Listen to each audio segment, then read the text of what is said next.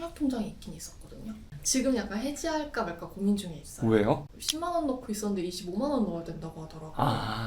맞아. 지금 41년 만에 청약통장을 만들고 월에 10만 원 납입한 것까지가 납입 인정 금액이 됐었거든요. 이제는 25만 원으로 변경이 됐습니다. 이게 9월부터 시행될 예정이에요. 좋다고 생각하는 사람들이 많을 거예요. 그런데 실제로 이 내면을 보자면 국가에서 PF 쪽으로 문제가 생겼을 때나 아니면 이번에 전세 사기 많잖아요. 그런 거 도움을 줄 때나 이럴 때 기금이 필요한데 그 기금이 계속해서 줄어들고 있는 거예요. 그래서 어떻게 보면 그 기금을 충족시키고자 41년 만에 10만 원에서 25만 원 올린 거예요. 그러니까 많은 사람들이 처음에 이거 좋은 거 아니야? 라고 했다가 뒤돌아서 보니까 이거 봐라, 내 돈으로 다른 거 하려고 하네? 이 생각이 드니까 갑자기 반감이 들기 시작하는 거죠. 저 역시도 이거 듣고 많이 놀랐어요. 좋은 게 아니니까. 분노를 하는 이유는 왜냐면 이 청약통장으로 내가 좋은데 당첨이 되려고 청약에 넣었어요. 그런데 좋은 데는 경쟁률이 너무 높으니까 내가 당첨이 되질 않아요. 그리고 또 내가 넣고 싶은 청약이 있어요. 그런데 분양 가격이 너무 많이 올랐잖아요.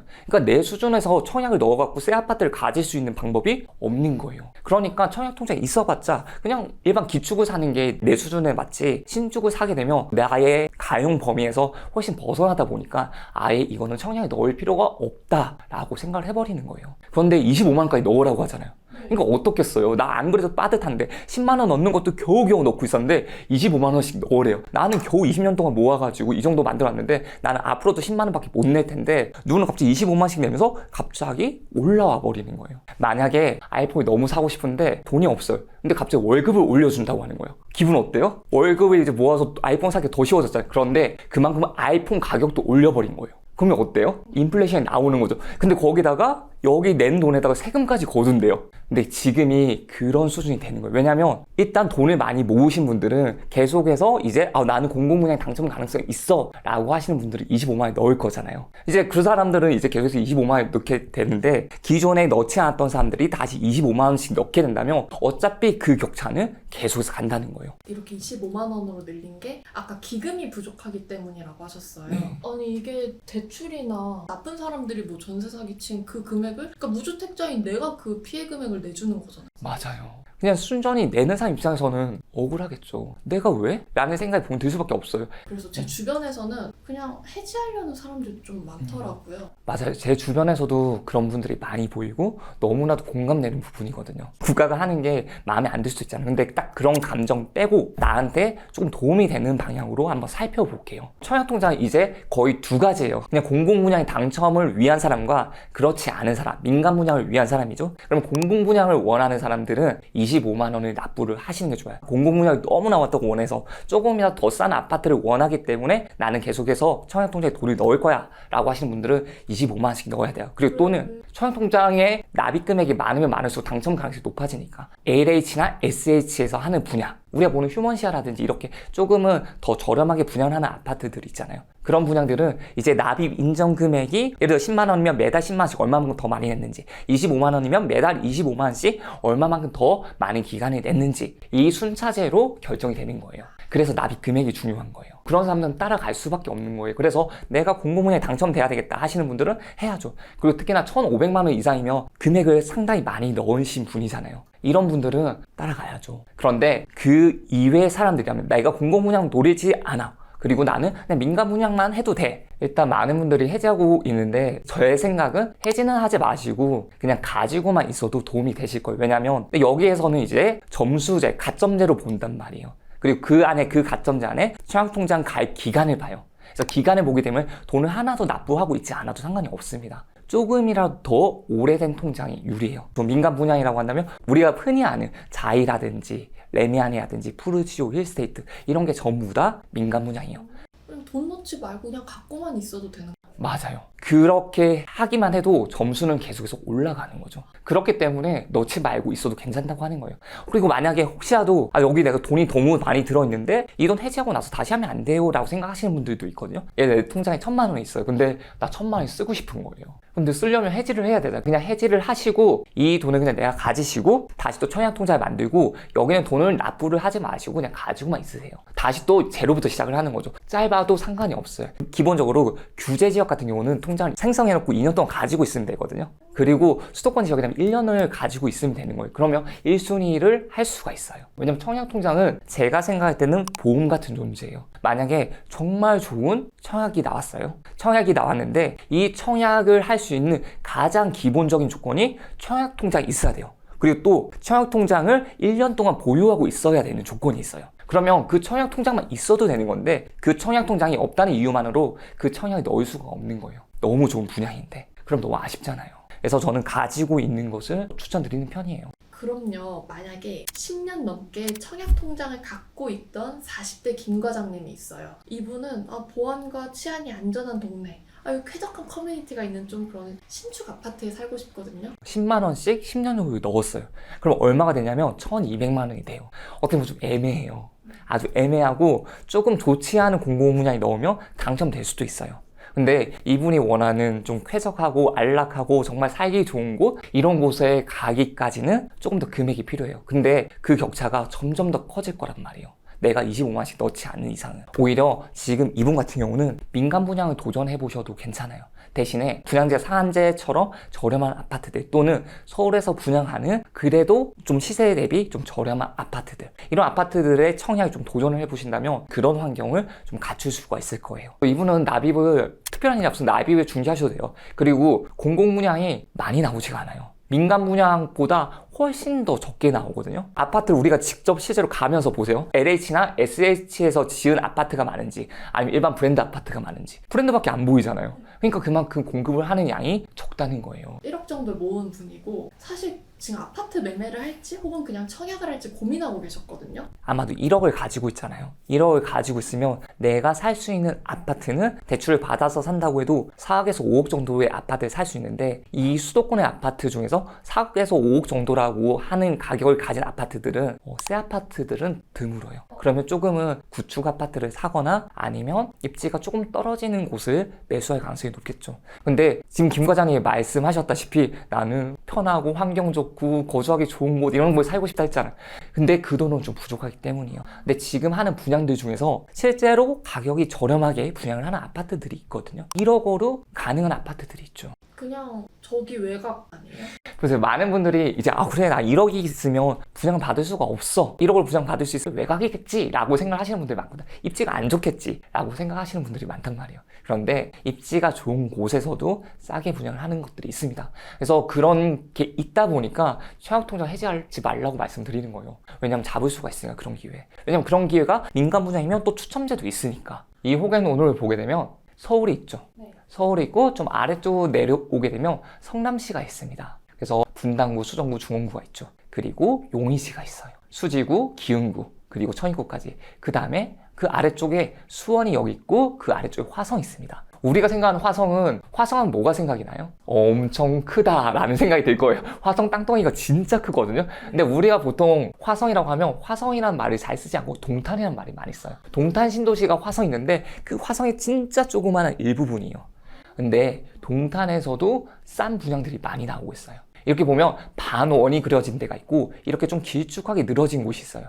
이 경부고속도로를 기준으로 해가지고 이때 왼쪽에 있는 반달처럼 된 곳이 제1동탄입니다. 그리고 여기 이쪽 부근에 위치해 있는 곳이 제2동탄이에요. 제1동탄은 2007년도 정도부터 분양을 해서 입주를 했고요. 그 이후에 이제 제2신도시가 입주를 하기 시작했어요. 클릭을 한번 해볼게요. 여기를 보게 되면 몇 년도냐면 2015년부터 들어오기 시작한 거예요. 그러니까 기존에 있는 제1동탄보다 제2동탄이 그래도 더 신축 아파트가 많겠죠. 그리고 신축 아파트이기 때문에 사람들이 많이 선호하는 것도 있고, 특히 GTX-A 노선이 지납니다. 그렇기 때문에 정말 좋죠. 그러니까 전부 다 아파트로 다 구성이 되어 있단 말이에요. 그리고 그 아파트 단지 하나마다 쾌적성도 너무 좋아요. 쾌적하고 환경도 너무 좋고 없는 거 없게끔 너무나도 잘 되어 있어요. 단점이 좀 서울과 멀리 떨어져 있다는 거. 그런데 그게 다 조금이라도 극복이 된 게 GTX-A가 생기면서 만약에 서울로 출퇴근하는 사람이 있으면 조금 줄인 거. 그게 그래도 최근에 좀 좋아졌던 점이죠. 지금 11억, 12억 이러잖아요. 그쵸. 국민평이라고 부르는 게 11억, 12억이에요. 김 과장님은 1억밖에 없는데 어떻게 사요? 그렇죠. 그래서 이 기축을 산다면 살 수 있을까요? 김 과장님이? 못 사요. 어렵죠. 근데 보세요. 여기 빨간색으로 되어 있는 게 분양 아파트예요. 근데 여기 밑에 보니까 또 분양 아파트가 있어요. 32평 있는데 여기 클릭을 해서 보게 되면 분양을 하면 전용 5구가 우리가 아는 5구 A, 5구 B 타입이라고 하죠. 그게 우리가 말하는 보통 25평, 26평 정도가 되는 거예요. 근데 이거보다 조금 더 큰 평형인데 B 타입 얼마예요? 5억이 안 돼요. 이게 뭐냐면 내가 가진 돈으로 만약에 계약금이 10%면 어떻게 돼요? 5천만 원. 계약금이 20%면 얼마예요? 1억. 내가 가진 돈 돼요? 안 돼요? 되죠. 일단 계약금은 넣을 수 있어요. 보통 몇 %예요? 10에서 20% 정도가 돼요.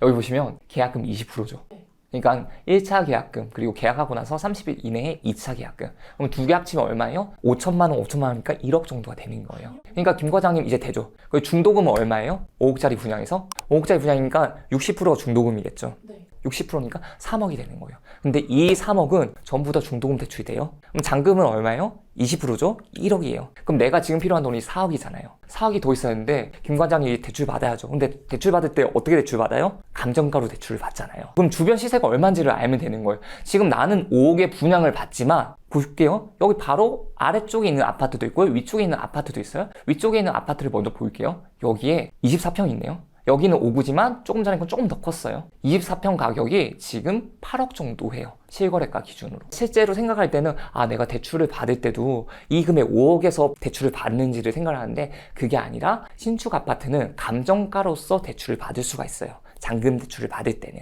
자, 그러면 우리는 5억에 대한 걸 받는 게 아니라 지금 시세로 보자면 8억에 대해서 받을 수도 있는 거예요. 근데 8억에서 우리가 받을 수 있는 대출금이 70%가 될 거예요. 근데 70% 대출을 받는데 10%면 얼마예요? 5억 6천을 대출 받을 수가 있는 거예요. 근데 그걸 대출을 다 받을 필요도 없는 거죠. 왜냐면 우리는 1억을 냈어요. 나한테 필요한 돈은 4억이니까. 그 4억에 대한 걸 대출을 내가 받을 수 있는 DSR만 되는지를 보면 되는 거죠. 그냥 이거는 내 연봉에 따라 달라진 거, 그리고 내 대출이나 이런 거에 따라 달라지는 거거든요. 근데 여기서 금리가 좀 더 내려가잖아요? 그러면 내 연봉이 더 줄어드는 거죠. 왜냐면 내가 얼마나 납부를 하는지를 보는 거니까. 1억 정도 가지고 있으면 여기 아파트에 청약 넣을 수 있는 거죠. 그러면 새 아파트에 환경 좋고 교통도 나름 괜찮은 좋은 곳에 이사를 갈 수가 있는 거죠. 이걸 잘 아셔야 돼요. 옆에 있는 아파트가 8억이에요. 10년 된 아파트가. 그럼 최소한 여기가 3억 정도의 마진이 붙어 있는 거죠. 보세요. 여기 아파트는 2005년식이에요. 완전 구축이네요. 네, 그렇습니다. 그렇기 때문에 조금 더 차이가 나요. 그래서 여기 아파트랑 비교를 한 거고, 그래서 잘 보세요. 여기 아파트가 올라갔을 때 8억 정도, 도로 하나 차이에 이 정도 가격을 형성할 수가 있어요. 그러면 최소한 3억 정도를 내가 안전마진을 가져가는 거죠. 그렇기 때문에 충분히 안전마진이 있는 거죠. 이렇게 가격을 보고 청약에 넣으셔야 되는 거예요. 청약이라고 해서 무조건 넣는 게 아니라. 아마도 방송 나가는 시점에 이 아파트가 분양이 끝났을지 안 끝났을지 모르겠어요. 근데 이 아파트가 끝이 아니기 때문에 이런 아파트가 있을 때는 항상 넣어야 되고, 지금 동탄에 이렇게 분양하는 아파트는 공공택지지구에 그리고 대규모 택지지구이기 때문에 수도권에 있는 사람은 다 넣을 수가 있는 거예요. 화성에 있는 사람도 넣을 수 있고요. 경기도에 거주하시는 분도 넣을 수가 있고, 서울, 인천에 사는 사람도 넣을 수가 있는 거예요. 그래서 누구나 청약이 되는 겁니다. 1억으로 수도권 아파트를 살 무기인 거네, 이건. 진짜 무기인 거죠. 이건 내가 청약을 넣고 여기에 당첨될 수 있는 기회를 잡을 수 있는 무기가 되는 거죠. 그런데 청약 통장 없으면 여기 넣을 수 있을까요? 없을까요? 없는 거죠. 진짜 갖고만 있는 것만으로도 도움이 돼요. 정답이에요. 정말 그냥 갖고만 있어도 돼요. 저는 솔직히 말해서 서울 가고 싶거든요. 그래도 최소한 1, 2억 정도는 괜찮을 것 같아요. 왜냐면 사실 그 정도만 하더라도 내가 모으는 돈보다는 훨씬 더 크잖아요. 그리고 더 좋은 아파트를 분양받을 수가 있으니까. 저한테 가장 많이 물어보는 이야기 중에 하나가 청약통장 가지고 있는데 어떻게 활용해요? 라는 말이에요. 근데 제가 생각할 때 청약통장은 분명 나한테 큰 무기가 될 수 있는데 그걸 활용하는 방법을 조금만 알아도 내가 해볼 수가 있거든요. 근데 이렇게 해보지조차도 않으시는 분들한테 저는 좀 도움을 드리고 싶은 거예요. 그래가지고 제가 청약통장을 만약에 썼다라고 했을 때 필요한 부분들이 있겠죠. 내가 자금을 계산하는 방법, 그리고 플러스 내가 가진 돈으로 어디에 청약을 넣어야 될지도 모르시는 분들이 많이 있거든요. 그래서 그런 청약 단지에 대해서 조금은 알려드리고 싶었어요. 저 동탄이 있고 동탄이 좋은 지역이라는 걸 알지만 동탄을 내가 이런 생각을 많이 했을 걸. 왜냐면 내가 넣을 수 없을 거라고 생각을 하니까. 내가 돈을 조금 가지고 있더라도 거의 맞는 거. 내가 돈을 좀 많이 가지고 있으면 많이 가지고 있는 것에 맞는 단지. 이렇게 청약이 너무 중요하죠. 예를 들어 내가 지금 돈이 좀 많아요. 한 10억 이상 있다고 생각을 해볼게요. 10억 이상 있으면 동탄을 노리는 것보다는 오히려 강남, 서초 이런 데를 노리는 게 더 좋다는 거죠. 근데 내가 소액이에요. 소액이라면 내가 할 수 있는 청약 중에 좋은 곳들을 보는 거예요. 분양가 상한제 지역인, 공공택지인 이런 곳을 노려보는 거죠. 그러면 그래도 내가 가진 금액에서 가장 좋은 아파트를 청약받을 수가 있는 거죠. 내 무기예요. 내 무기는 사용해야 무기죠. 그냥 놔두고 있으면 녹슬게 되는 거죠. 좋은 아파트는 경쟁률이 너무 높고 사실 나는 10만 원씩 몇 년째 넣고 있지만 청약으로 정말 돈 벌 수 있는 거 맞아요? 하는 그런 마음이 많이 들거든요. 아마 정말 많은 사람들이 느끼는 감정일 것 같아요. 그러니까 저도 취업하자마자 청약통장 제일 먼저 만들었거든요. 그게 29살 때였어요. 근데 청약통장을 어떻게 사용해야 되는지를 몰라요. 그냥 넣는다. 너 청약통장 가지고 있어? 가지고 있어. 그걸로 뭐해? 넣고 있어. 그게 나중에 도움이 될 거야 하는데 어디에 도움이 되는지를 몰랐어요. 그리고 나서 시간이 지나고 나서 보니까 또 아쉬운 거예요.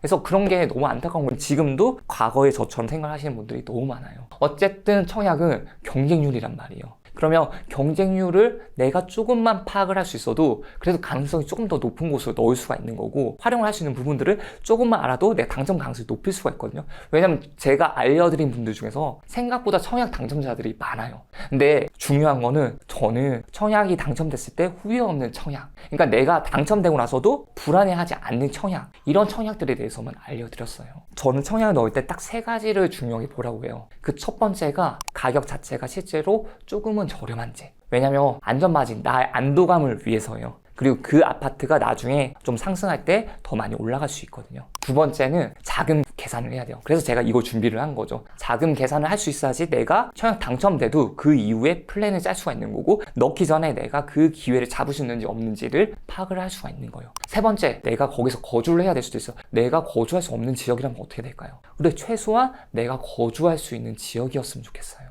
꼭 3가지만 지키신다고 하더라도 후회하지 않는 청약을 하실 수가 있을 겁니다. 제가 지금까지 봐왔던 청약 시장에서 시장이 안 좋을 때 청약을 하는 게 제일 좋거든요. 근데 지금 시장도 안 좋아요. 안 좋을 때 나타나는 전조 현상이 전세 가격이 많이 올라요. 왜냐면 사람들이 집을 안 사니까. 주거는 해야 되는데 집을 안 산다는 건 결국 임대로 거주를 한다는 거거든요. 그러면 전세 또는 월세로 거주를 할 거잖아요. 그럼 전세 금액이 어떻게 돼요? 올라갈 가능성이 높겠죠. 그래서 이전에 청약을 넣었던 사람은 입주 시점에 그 전세 가격이 거의 분양 가격까지 올라가는 경우들도 많았어요. 그러면 그 아파트 가격이 어떻게 돼요? 같이 올라가는 거죠. 옥수 파크힐스로 볼게요.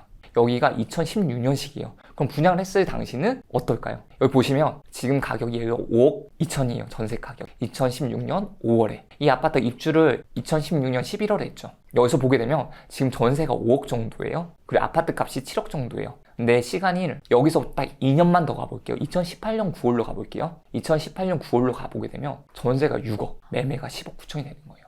자, 조금 전에 전세가 얼마였어요? 5억이었죠.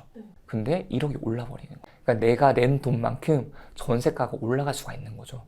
그리고 전세가가 지금처럼 좀 불안정한 시장에서는 전세 수요가 많기 때문에 조금 더 가속화돼서 올라갈 수도 있는 겁니다.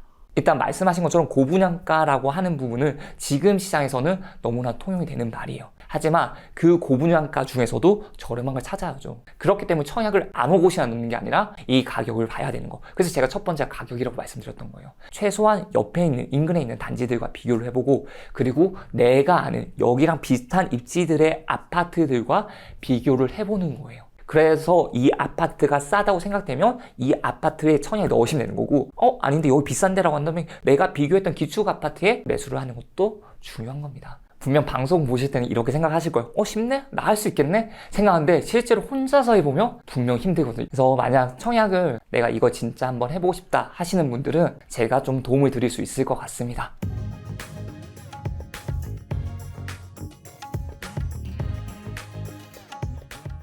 주희님은 언제부터 부동산 시작하셨어요? 저는 말은 2015년이지만 거의 2016년도부터 본격적으로 투자를 시작했죠. 2015년, 16년 저는 그때 투자할 수 있었으면 진짜 좋았을 것 같거든요. 그랬을 것 같으세요? 진짜? 너무 좋은 거 아니에요? 저 운 좋은 거 맞아요. 운 좋은데 그때는 그게 운인 줄 몰랐어요. 왜냐면 그때는 아파트 가격이 지금이랑 똑같아요. 비싸다고 생각을 했거든요. 저는 집값 하락 문제였거든요. 그래서 집값을 내릴 거지 지금 집을 왜 사? 어차피 내릴 건데 전세 월세로 사는 게 내 돈을 지켜준다고 생각을 했어요. 그래서 저는 그때까지도 내 집을 가져본 적이 단 한 번도 없어요. 청약통장 돈 넣으셨어요? 그러니까 청약 통장에 넣었죠. 근데 그걸 활용을 안 했다고 했잖아요. 그런데 집값이 오르는 게 보이는 거예요. 근데 그게 올랐을 때 내가 앞으로 정말 준비를 잘 하지 못한다면 전세 가격만 올려주거나 또는 내 집을 아예 가지지 못한 상태로 내 인생이 끝날 수 있겠다는 생각이 들었어요. 왜냐면 내가 모으는 돈보다 전세금이 올라가거나 매매 가격이 올라가는 게 훨씬 더 그 폭이 큰 거예요. 결혼하고 나서 전세를 알아보는데 전세가 없었어요. 그래서 휴가 3일 쓰고 전세집을 찾으러 다녔거든요. 일단 겨우 좋은 집을 구했어요. 그러면서 살고 있는데 정말 집값이 미친 듯이 오르기 시작하는 거예요. 특히 좋은 지역부터 오른다고 했잖아요. 제가 그때 살고 있었던 곳이 좋은 아파트는 아니었는데 전세 금액이 싼 곳이었거든요. 근데 그 아파트 가격이 진짜 이 아파트도 오를까라고 생각을 했던 아파트가 가격이 쑥 올라버리는 거예요. 그거랑 같이 전세 금액도 올라버리는 거예요. 그러다 보니까 와이프랑 저는 고민을 하는 거죠. 이거 우리 계속해서 난민 되는 거 아니야? 아무 데도 못 가는 거 아니야? 이거 집 살려고 하니까 벌써 1억이 올랐던데? 전세 살려고 해도 5천만 원 올랐던데? 우리 둘이 돈 모아도 이거 안 되잖아. 이런 이야기 오고 가는 거예요. 그러니까 내가 버는 월급으로만으로는 이 문제가 해결이 되지 않겠다라고 생각을 하고 투자를 하기로 결정을 했던 거예요. 그때 위기를 조금은 내가 기회로 만들려고 노력을 했던 거예요. 조금 전에 청약통장처럼 내 무기를 하나 장착을 하는 거죠. 그때는 몰랐어요, 진짜. 제가 아파트를 돌아다녀도 매수할까 말까 고민을 할 때도 이 아파트가 오를까? 이 아파트 비싼 것 같은데? 이런 생각만 했지, 이 아파트는 뭐 확신이 있어, 이 아파트는 몇 억이 오를 거야, 이런 생각을 한 적이 없단 말이에요. 근데 실제로 그 시간이 지나면서 이제 그게 보이기 시작하니까 이제 알겠더라고요. 이 시장에서 이 정도의 아파트면 싸다 비싸다. 제가 가진 지식으로 제가 예를 들어 29살에 주기로 돌아가잖아요. 그러면 제가 청약통장을 만들고 그 청약통장을 정말 잘 활용을 했을 것 같아요. 지금 드리는 말씀이 어떻게 보면 방송 중에서 중요한 말이 될 수가 있을 것 같아요. 청약통장을 놓고 방치를 해둔 사람들이 많이 있거든요. 이게 나한테 활용 가능한지 가능하지 않은지도 모른 채, 근데 알고 보면 정말 활용할 수 있는 조건을 많이 갖추신 분들도 있단 말이에요. 그런 활용할 수 있는 방법을 꼭 아셔야 돼요. 그걸 모르면 내가 정말 좋은 무기가 있지만 쓰지 못하는 거거든요. 청약해도 되고 안 해도 돼요. 그런데 내가 그 청약이란 무기를 쓸 수 있는 사람인지는 확인을 해보셔야 돼요. 제가 뭘 더 알아야 될지는 모르겠어요. 보세요. 지금 오일제님의 조건을 어떤 걸 알아요? 청약통장 가지고 있는 거 외에 아는 거 있나요? 어떻게 활용해야 되는지 알고 있나요? 그걸 더 배워야 되는 거죠. 왜냐면 지금 오일제님이 가진 금액으로 어디를 할 수 있는지, 어떻게 활용을 해야 되는지, 그리고 내가 가진 특별한 게 뭐가 있는지, 이런 부분들을 다 알아야 돼요. 오일제님 싱글이잖아요. 그럼 싱글이면 싱글이 할 수 있는 청약이 또 있단 말이에요. 사람마다 뭐가 달라요? 다르죠. 신혼부부는 또 신혼부부대로 할 수가 있는 거죠. 다자녀를 하면 자녀가 많은 사람들도 경쟁을 할 수 있는 게 있어요. 그래서 할 수 있는 조건들이 많아요. 월브스터디에서 내가 청약통장에 돈을 얼마나 넣어야 되는지, 그리고 청약통장을 어떻게 활용을 해서 청약에 당첨될 수가 있는지, 그리고 내가 가진 돈으로 어떻게 청약에 넣을 것인지, 이런 것들을 다 알려드릴 겁니다. 내가 당첨될 수 있는 가능성을 조금은 올릴 수가 있는 거죠. 근데 그 조금이 내가 당첨이 된다 안 된다가 결정이 돼버리는 거니까 너무 중요하죠. 실제로 그렇게 해서 당첨이 되신 분들이 있대도요. 주인님 안 그래도요, 알쓸청약 유튜브 영상에 이런 댓글이 달리더라고요. 제가 말씀드리고 싶은 거는 비행기 타입 신혼 특공으로 넣었다고 그랬잖아요. 그러니까 내가 특공에 어떤 특공을 넣어야 되는지 안 거고, 그리고 내가 선택을 할 때 어떤 타입을 선택을 해야 되는지를 알게 된 거거든요. 이 두 개만 알아도 가능성이 높아진 거잖아요. 그래서 청약에 당첨된 거잖아요. 이분이 수방사 당첨되신 거예요. 수방사 영상이거든요.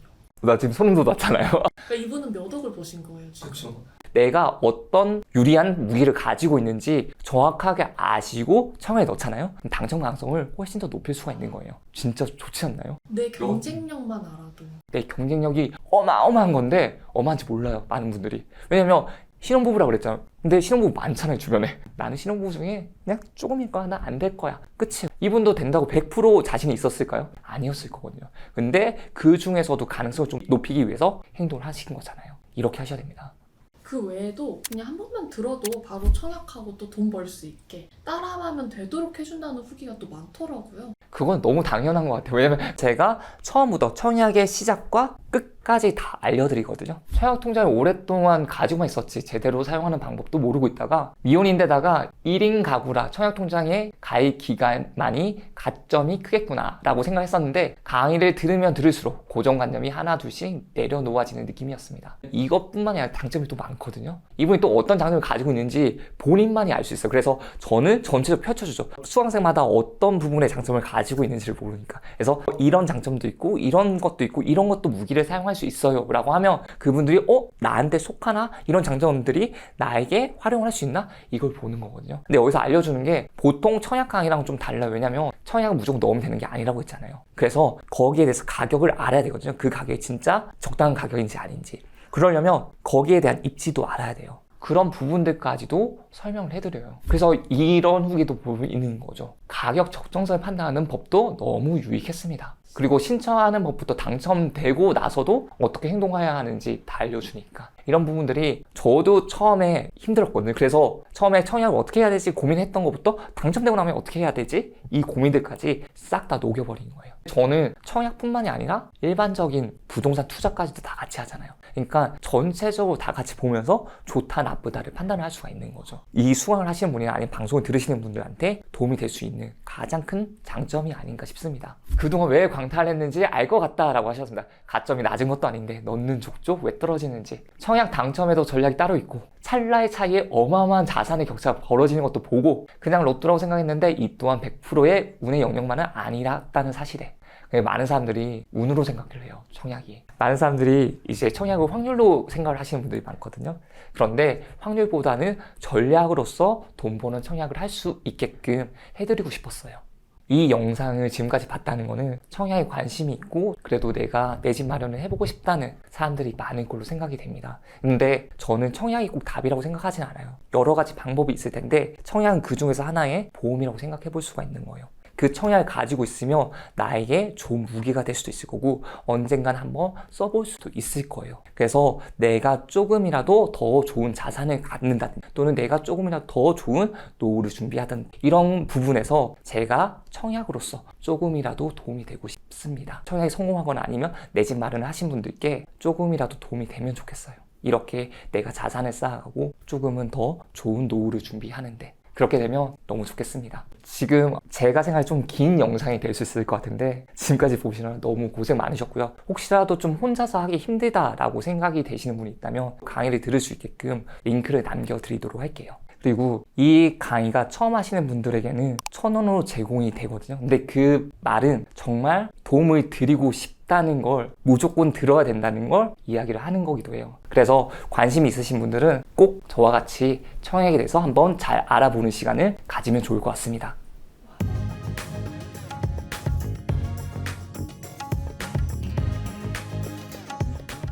이 10년차 실전 투자자이시잖아요. 지금 뭐 전세 오르고 매매 오르는 건 맞는데 하반기에 떨어질 수도 있어. 작년에도 그랬잖아. 이런 얘기들도 있더라고요.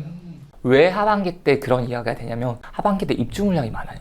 어디에 입주 물량이 많냐면 12,000세대의 대한민국 최대 규모의 재건축 단지 둔촌주 올림픽 파크 포레온이 12,000세대가 입주를 해요. 지금도 전세 월세가 전세 2,000개, 월세 800개 정도가 있는 걸로 알고 있어요. 그러니까 정말 많이 나와 있잖아요. 거기가 이제 2024년 11월 달에 입주할 예정이라고 되어 있어요. 근데 그때 입주 시점에는 아마 지금보다 더 전월세가 많이 나올 거거든요. 그러면 가격이 올라갈 가능성보다는 좀 더 주춤할 가능성이 높아지는 거예요. 그래서 아마 그런 이야기들 많이 하시는데 실제로 영향을 받아요. 그게 언제까지 영향을 받을 것 같으세요? 그걸 알려면 예전에 헬리오 시대가 9,500세대예요. 거기가 입주했을 때 얼마 만에 전세가를 회복하면 되는지를 보면 되거든요. 근데 1년 안에 다 마무리가 돼요. 그리고 2025년도에 이제 동대문구의 이문희경 뉴타운에 이제 입주하는 물량들이 있거든요. 이제 거기까지 진행되고 나면 입주하는 물량이 많지가 않아요. 그 말은 전세가 부족해질 수도 있다라는 걸 이야기를 하는 거예요. 전세 가격이 오르면 매매값은 떨어지기가 힘들다는 걸 이야기를 해주고 싶었던 거예요. 전세가 값이 내리려면 최소한 두 가지가 있어야 되거든요. 공급이 진짜 많든지 아니 금리가 진짜 높든지 이러면 전세값이 쑥 떨어지는 효과들이 있어요. 근데 지금은 금리가 어떻게 되고 있을까요? 예전에는 전세자금 대출도 막 6%, 7% 넘어간다라고 했었는데 지금은 그 정도 아니거든요. 그리고 공급 자체는 예정되어 있는 게 없습니다. 그러다 보니까 조금씩 더 전세자금 대출을 받는 게 더 좋아지겠죠. 금리가 좋아지니까. 그러니 공급은 없겠죠. 수요는 또 많겠죠. 그러다 보니까 조금은 더 전세 가격이 올라갈 수 있겠죠. 그 가격 플러스 매매 가격까지 같이 봐주는 거예요. 그 매매 가격이 지금 전고점 대비 얼마나 회복했는지. 너무 많이 회복을 했다면 저는 좀 비싼 거라고 봐요. 내가 만약에 지금 내 집 마련을 해야 된다. 조금 더 싼 아파트를 볼 수 있는 실력이다. 라고 하시는 분이 있다면 저는 잘 찾아서 사라고 말씀을 드리고 싶어요. 전세가 그럼 지금 당장은 오르는 이유가 공급이 없어서 오르는 거예요? 두 가지 이유가 있어요. 첫 번째는 말씀하신 것처럼 공급이 없으니까. 두 번째는 아파트 가격이 오르지 않을 거라고 생각하는 사람들이 많으니까. 그 두 가지가 커요. 왜냐면 심리가 포함이 되고 가격이 포함이 되는 거거든요. 근데 심리적으로 봤을 때 내가 만약 가격이 오르지 않을 것 같아, 가격이 떨어질 것 같아 라고 한다면 집을 사겠어요, 사지 않겠어요? 그럼 집을 안 사면 어떻게 해요? 나는 일단 거주는 해야 되는데 전세랑 월세로 살 거잖아요. 근데 전세 물량 자체는 한정되어 있을 거잖아요. 근데 그 한정되어 있는 곳에서 계속 전세 수요자들이 많아지니까, 그래서 지금 가격이 올라가고 있는 거예요.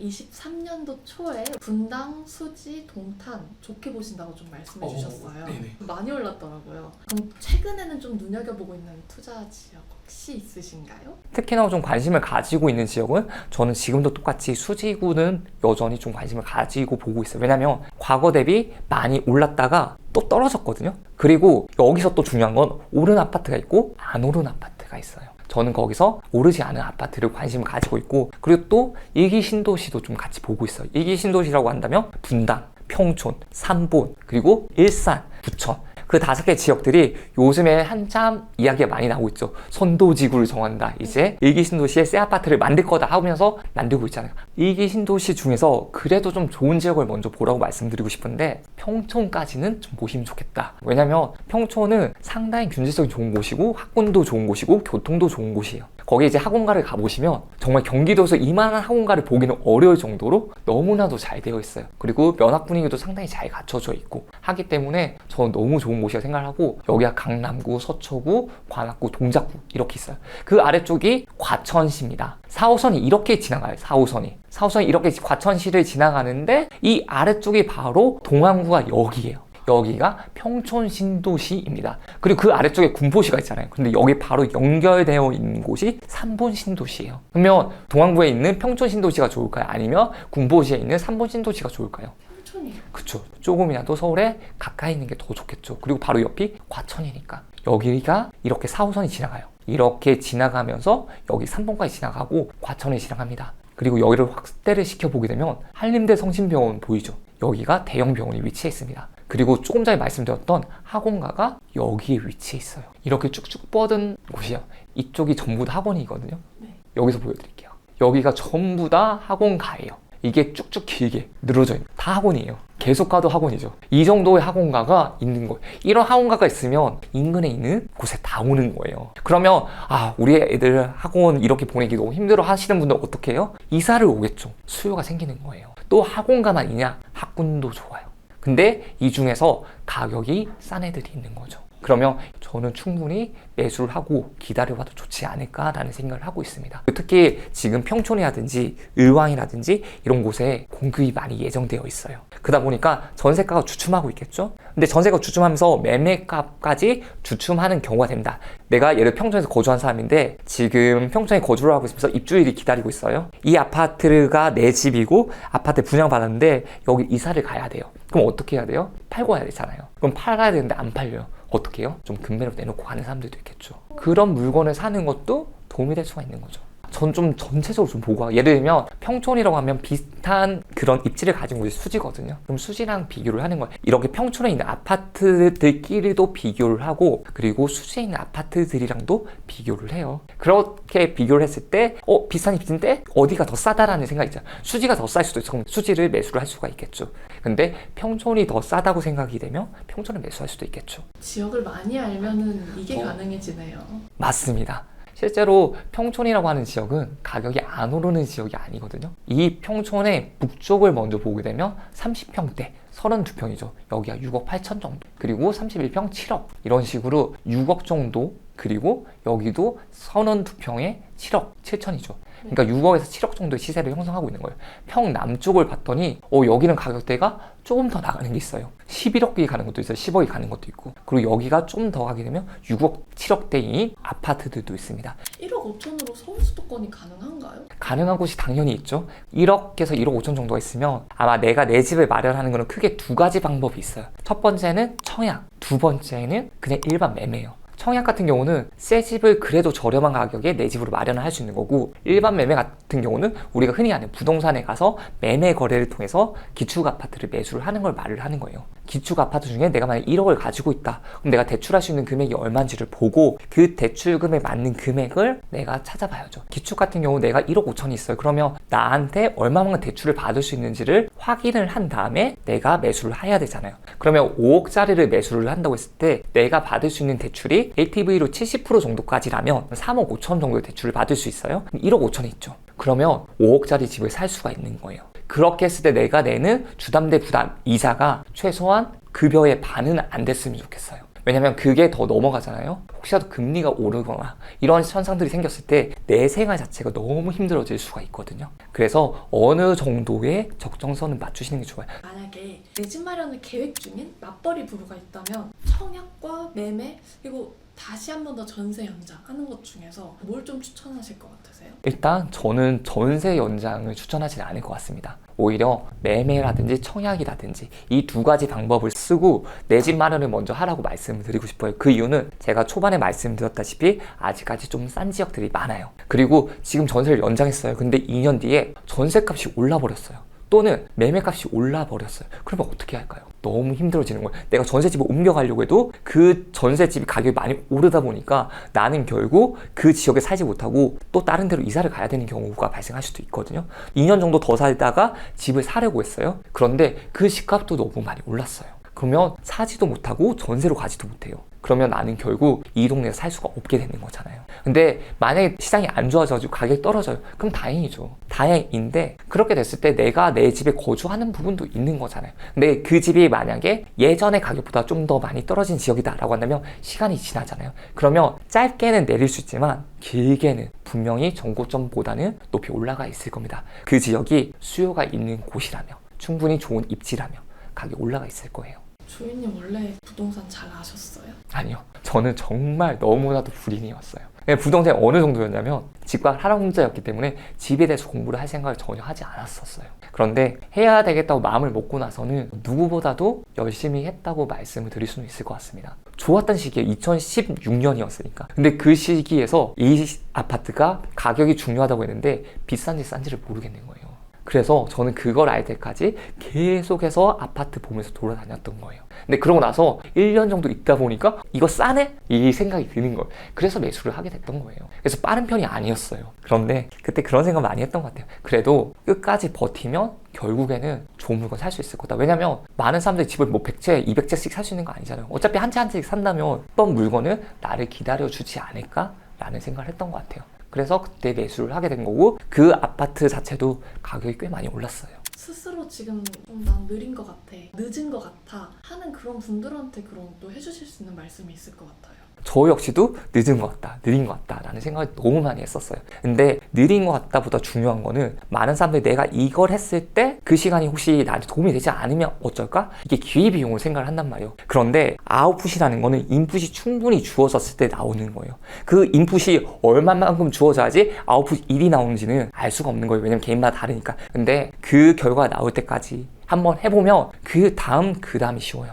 예를 들면 내가 1주택을 사게 됐어요. 그렇게 해가지고 그러면 이걸 나중에 내가 매도를 하고 갈아타기 할 때도 훨씬 더 쉬워질 거예요. 더 좋은 아파트 찾을 수가 있을 거예요. 그런 식으로 한 번만 제대로 해놓으면 이거는 내가 평생 쓸 수 있는 무기가 될 수 있는 겁니다. 그러니까 절대 느리거나 늦었다고 포기하지 마세요. 그렇게 포기하는 순간 앞으로 다가올 기회도 놓칠 수가 있고 와 내가 1년 전에만 2년 전에만 부동산을 알았더라도 이 고민을 많이 하셨을 거고 이 후회를 많이 하셨을 텐데 또다시 그런 후회하면 너무 아쉽잖아요. 앞으로 다가오는 미래는 그런 후회를 하지 않으셨으면 좋겠습니다. 많이 할 필요도 없어요. 진짜 조금이라도 알고 있는 것과 모르고 있는 것은 너무 큰 차이가 나요. 그래서 꼭 하셔야 돼요. 제가 집값은 오르는 게 아니고 내리는 거라고 생각을 했어요. 그래서 부동산이라는 것에 대해서 상당히 좋지 않은 시선으로 바라봤었거든요. 근데 그러다가 자본주의에 대해서 알고 나서는 제가 진짜 머리를 세게 맞은 것 같았어요. 그 자본주의 안에서 나는 내가 원하는 대로 세상이 흘러가 주겠지라고 생각을 했던 것이고 실제로 자본주의는 너무나도 냉정하기 때문에 저의 기대와는 정반대로 가고 있었죠. 제가 집값 내려야 된다라고 한들 집값이 내릴까요? 그건 전혀 상관이 없는 거예요. 그건 내 의지라. 오히려 내가 할 수 없는 것보다 내가 할 수 있는 것에 집중을 해야 되고, 만약에 내가 할 수 있는 게 부동산 투자다라고 한다면 부동산 투자를 공부를 하셔야죠. 또는 다른 재테크다 그러면 다른 재테크를 해야 되는 거예요. 내가 되고자 하는 이상과 내가 지금 있는 상태가 많이 다를 거예요. 근데 이걸 하기 위해서 뭘 해야 되는데 그렇지 않고 똑같은 날들을 계속 보내는 거예요. 근데 똑같은 날을 보내잖아요. 1년 뒤에도 거의 비슷한 모습일 거예요. 2년 뒤에도 3년 뒤에도, 길게는 10년 뒤, 20년 뒤도 똑같은 모습일 거란 말이에요. 달라져야 된다고 생각을 한다면 지금부터 또는 하루, 이틀 계속해서 변화되는 모습을 보여줘야 되는 거예요. 그렇지 않으면 미래는 바뀌지 않아요. 내가 지금부터 바뀌어야, 지금 모습들이 쌓여야지 그 미래가 내가 원하는 대로 갈 수 있는 거예요. 그래서 내가 지금과 다른 인생을 사이로 마음을 먹으셨다면 당장 내가 뭘 해야 될지 정하시고 바로 시작을 하십시오. 그게 내 인생에 큰 도움이 되실 겁니다.